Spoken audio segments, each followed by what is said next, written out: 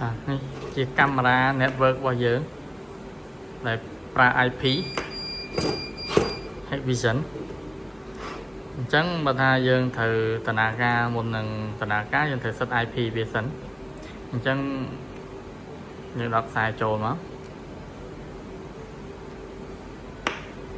ព្រោះយើងមិនប្រើ adapter ទេដោយសារតែ switch យើងមាន PoE យើងគ្រាន់តែដោតខ្សែចូលមក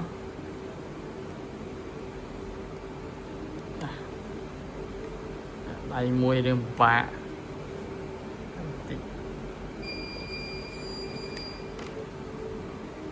អូខេដោតចូលហើយគឺវាមានភ្លើងហ្មងយើងមិនចាំប្រើ adapter ទេដោយសារតែ switch យើងមាន PoE កាមេរ៉ាយើងក៏មាន PoE អញ្ចឹងអូខេយើងដោតទៅដើរយើងអាចដោតចូលកុំព្យូទ័រឬសិត IP ដែរអូខេរួចរាល់